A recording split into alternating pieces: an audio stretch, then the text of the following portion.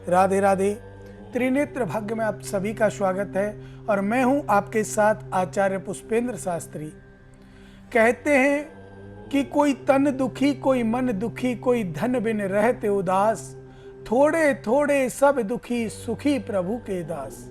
अर्थात परमपिता परमात्मा का आसरा जिसको है, जो भगवान की भक्ति में खोया हुआ है, जो भगवान से प्रेम करता है, उसको परमपिता परमात्मा की कृपा से कोई कष्ट नहीं होता।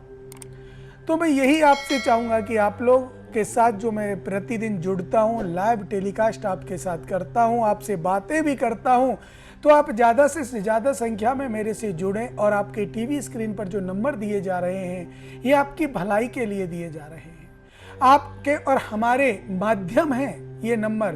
तो इन पर आप कॉल कीजिए और सीधा हमसे जुड़िए और जानिए अपने जीवन में, अपने जीवन के रहस्यों के बारे में। अपने जीवन में क्या घटित होना है, क्या फल प्राप्त होना है, आपको अपने बच्चों को किस लाइन में डालना है, आपको बच्चों का सानिध्य कैसे प्राप्त करना है, संतान होगी या नहीं होगी, विवाह, नौकरी, व्यापार, वाणिज्य, गृह कलेश, प्रॉपर्टी का कलेश अर्थात कोर्ट केस आदि जैसी भी समस्या क्यों ना हो, आप जरूर हमसे संपर्क कीजिए। आपका जीवन सुलभ हो जाएगा, सफल हो जाएगा, आपके जीवन में किसी भी प्रकार की कठिनाई नहीं आएगी। तो मैं आशा करता हूं कि आप लोग मेरे से जरूर जुड़ेंगे, प्रयत्न करेंगे और मेरे साथ जुड़ करके अपने जीवन की समस्त समस्याओं का समाधान करेंगे। तो चलिए आज हम बात करते हैं आपके लिए कि आपके जीवन में अगर घर में कोई ऊपरी पराई बाधा आ जाती है तो वो कैसे हटाई जाती है, कब आती है, कारण क्या होता है, कब कोई टोना टोटका नजर गुजर हमारे जीवन पर प्रकोप कर देती है, हमारा जीवन असफल हो जाता है, ऐसा क्या कारण है। तो आइए इसी के बारे में बात करते हैं और मैं आपके साथ आचार्य पुष्पेंद्र शास्त्री आपके जीवन को सफल बनाने का माध्यम, रास्ता बतलाऊंगा। तो ध्यान दीजिए कि जब हमारी कुंडली में सूर्य ग्रहण दोष या चंद्र ग्रहण दोष में से एक दोष हो या दोनों ही दोष हो, तो मान लीजिए हमारा जीवन में बहुत सारे कष्ट आने वाले हैं। ऊपरी पराई बाधा, नजर लग जाना, छोटी छोटी बातों पे नजर लग जाना, बड़े बड़े कार्य फेल हो जाना, असफलता आपके जीवन में आना, ये सारी समस्याएं चंद्र ग्रहण दोष कराते हैं, सूर्य ग्रहण दोष कराते हैं। ये दोनों दोष ऐसे हैं, अगर तन भाव में लग जाएं तो आप बीमार रहोगे। इतनी बीमारी आपको लग जाएगी कि आपका कोई ना कोई अंग खराब हो सकता है, अंग विकार शरीर में हो सकता है। तो इसके लिए आपको करना क्या है, इनका उपाय कराना है, समाधान कराना है और कुंडली का आंकलन कराना है। अगर धन भाव में इनमें से कोई एक ग्रह विराजमान हो और एक ग्रह के साथ ही अगर ये दोष लगा हुआ हो या दोनों ग्रह के साथ दोष लगा हुआ हो, तो आपका धन की हानि होती है, धन एकत्रित नहीं कर पाते, बरकत घर में नहीं होती, कब आया कब चला गया वो धन निकल जाता है, उसका कोई भी महत्व आपके जीवन में नहीं रहता है। वो धन आपके किसी काम नहीं आएगा, आप कितना भी पैसा कमाएंगे, कोई बीमारी में चला जाएगा, कोई व्यापार क्षेत्र में चला जाएगा, कोई आपका कोर्ट केस में चला जाएगा, कोई आपका लड़ाई झगड़े में चला जाएगा, अर्थात वो पैसा आपके किसी भी शुभ काम में प्रयोग नहीं आएगा। इसीलिए हमें दान करते रहना चाहिए। दान करने से धन बढ़ता है, कभी घटता नहीं है, ये ध्यान रखना। हम दान करते हैं 100 रुपए का, हमें 1000 रुपए भगवान देने का प्रयास करता है, कहीं ना कहीं से 1000, 1200, 1500, 2000 रुपए आपको मिल जाते हैं, ज्यादा भी मिल जाते हैं। 10% अगर आप दान करते हैं तो 90% आपको मिलता है, दोनों मिलकर के 100% आपका हो जाता है।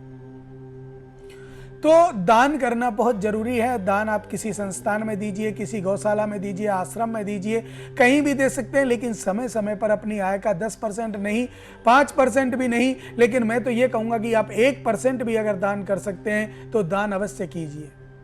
देखिए एक उदाहरण देता हूँ मैं आपको। एक कुआं था, कुआं जिसमें पानी भरा हुआ था। कुआं पानी पूरा गांव उसमें से पीता, पूरा गांव दूर दूर से लोग उसमें पानी के लिए आते, बहुत सुंदर पानी था। अब जब तक लोग उसमें से पानी पिया करते थे तो वो कुआं बहुत शुद्ध पानी आपको दिया करता था। लेकिन घरों में जब लोगों के पानी लग गए, समरसेल मोटर लग गई, आरओ लग गए, तो उस कुएं पे जाना लोगों ने बंद कर दिया। अर्थात उस कुएं से कोई भी बंदा पानी के लिए नहीं जाता था। लगभग 4 से 5 महीने, 6 महीने हो गए, साल भर हो गई, पानी लेने कोई बंदा नहीं गया, तो वो पानी दूषित हो गया। और दूषित पानी जब हो गया तो वो पीने योग्य नहीं रहा। तो यही प्रकार है, अगर धन में से अगर हम दान स्वरूप नहीं निकालेंगे तो वो धन दूषित हो जाता है, वो कोर्ट केस में, बीमारी में आदि में निकल जाता है। देखिए हमारे यहाँ पूजन कराने से आपको कई प्रकार के लाभ प्राप्त होते हैं। जब आप हमारे संस्थान में पूजन कराते हैं तो आपको सबसे पहले 2 या 3 चीजों का विशेष ध्यान रखना पड़ता है। घर में सबसे पहले शुद्धता का ध्यान बहुत जरूरी है।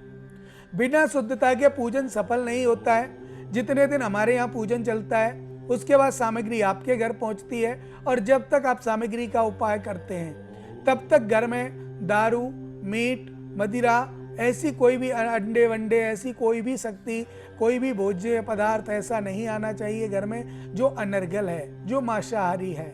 हमें सिर्फ शुद्ध शाकाहारी रह करके इस जीवन को जीना चाहिए, शाकाहारी रह करके ही अपने जीवन को यापन करना चाहिए। देखिए भूख मिटाने के लिए हमें क्या चाहिए? सिर्फ 2 रोटी। 2 रोटी काफ़ी है हमें भूख मिटाने के लिए, तो हम क्यों मीट खाएं, क्यों दारू पिएं? इसको करने से सिर्फ घर का नाश होता है, बरकत कभी नहीं होती है, ध्यान रखना। बड़े बड़े पैसे वाले, बड़े बड़े अच्छे पैसे वाले इस दारू के द्वारा आज मिट्टी में मिल गए हैं, मीट के द्वारा आज मिट्टी में मिल गए हैं। तो अनर्गल खर्चा हमें नहीं करना चाहिए। तो इसका कारण जो होता है, हमारी जो पूजा होती है उस दिन तक तो आपको बिल्कुल नहीं करना है, अन्यथा आप कितना भी पैसा खर्च करके हमारे से पूजा कराइए, अगर दारू आपके घर में कोई पीता है या मीट आपके घर में बनती है या अंडे कोई खाता है इतने दिन तक, तो फिर आपको कोई भी लाभ नहीं मिलेगा और आपका जीवन असफल हो जाएगा। फिर आप हमसे कहेंगे गुरुजी हमारा तो काम ही नहीं हुआ। तो मैं इसीलिए पहले ही बताता हूं कि आप काम कराएं तो अपने घर में ये सब चीज़ों से थोड़ा दूर रखें। कम से कम 1.25 महीने तक कोई भी चीज़ आपके घर में प्रवेश ना करे, ना घर का सदस्य बाहर से खा करके आए। ये ध्यान रखने वाली बात है। दूसरी बात, आपके जीवन को सफल बनाने का जुम्मा मैंने लिया है भगवान की कृपा से, और भगवान के आशीर्वाद से आपका कार्य होता है। तो आप निश्चित रूप से कोई भी चिंता ना करें, कोई भी परेशानी आपके जीवन में नहीं आएगी। आप सिर्फ और सिर्फ करें भजन, भगवान को भजें, और जो कुंडली का आंकलन आप कराएंगे उस कुंडली के आंकलन में जो दोष दिए हैं या कोई ग्रह दोष है उसका आप समाधान कराएं। जब उसका समाधान आपके जीवन में होगा तो कोई भी समस्या आपके जीवन में नहीं आएगी। और सिर्फ कुंडली का आंकलन कराना ही काफ़ी नहीं है कि आप लोग कुंडली का आंकलन करा लें और काफ़ी हो गया कि हमने तो कुंडली दिखा ली। अगर कोई कुंडली में दोष है तो उसका आप समाधान कराएं। जब तक समाधान नहीं कराएंगे आपके जीवन में जो समस्याएं हैं वो बनी की बनी रहेंगी, एज इट इज, जैसी की तैसी बनी ही रहेंगी। उनको कोई नहीं हटा सकता जब तक आप समाधान नहीं कराएंगे। और विशेष रूप से एक बात और बता दूं, जो हम बात कर रहे थे, आपके जीवन में ऊपरी पराई बाधा कब उत्पन्न होती है? आपका सूर्य कमजोर हो, पितृदोष कुंडली में हो, सूर्य ग्रहण हो या चंद्र ग्रहण दोष कुंडली में हो, तो ये जब दोष होते हैं तो कोई भी शक्ति आपके ऊपर आक्रमण कर सकती है। इसमें कोई भी संशय आपको नहीं करना चाहिए। कोई भी शक्ति आक्रमण कर सकती है, लेकिन इसके लिए आपको करना क्या है? कोई ज्यादा बड़ा कुछ नहीं करना। अपने जीवन को सफल बनाने के लिए विशेष कुछ नहीं करना, सिर्फ आंकलन कुंडली का करा करके उसका समाधान करना है। भगवान ना करे कभी आप बीमार हो जाएं, हॉस्पिटल में आप गए, लाखों रुपए हॉस्पिटल में लग गए, बहुत सारा पैसा आपका हॉस्पिटल में खर्च हो गया, लेकिन इतना पैसा खर्च होने के बावजूद फिर आप ब्राह्मणों के पास आते हैं और ब्राह्मण को पैसा देने में आप चकराते हैं। इतना पैसा क्यों? बता दिया चर्चा। देखिए जीवन में बहुत सारी समस्याएं ऐसी होती हैं कि मनुष्य अपने जीवन को सफल नहीं कर सकता। वो चाहता है मैं क्या करूं, बहुत प्रयास करता हूं और इतना प्रयास करता हूं फिर भी मुझे सफलता नहीं मिलती। उसके जीवन में चेष्टाएं बनी रहती हैं कि मैं क्या करूं। जीवन को जीने का जो सरल तरीका है वो है कुंडली का आंकलन करा के कदम को आगे बढ़ाना। भगवान तो यहां तक कहते हैं कि भक्त मेरे पग धरे वहां पे धरूं मैं हाथ, सदा संग लागत फिरूं कबहू न छोड़ूं साथ। भगवान तो यहां तक कहते हैं कि मेरा भक्त अगर मेरी तरफ एक कदम चलता है, हजारों कदम मैं उसकी तरफ चलता हूं कि कहीं उसका मन ना बदल जाए। पैर जहां रखता है उसके नीचे मैं हाथ रख देता हूं, कहीं कांटा ना चुभ जाए और मन ना बदल जाए। तो भगवान के प्रति निष्ठा रखिए, भगवान के प्रति श्रद्धा रखिए, तो मैं जो दृष्टांत आपको बता रहा था कि कुएं का पानी जब गंदा हो गया तो गांव वाले उस कुएं से पानी को लेने के लिए गए तो उसमें बदबू आने लगी, और जब बदबू आ रही थी तो उस पानी में जैसे ही बदबू आई, लोगों ने कहा पानी तो गंदा हो गया, क्योंकि उसका दान नहीं हुआ। उस पानी को हमने अपने लिए नहीं लिया।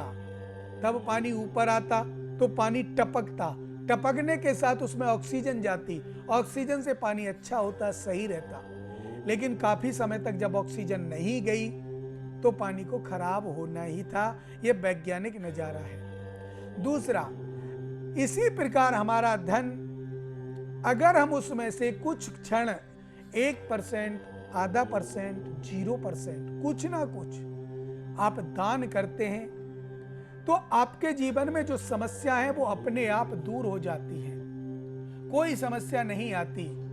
और जब आप दान नहीं करते हैं तो फिर आपका जो धन है उसमें बदबू हो जाती है।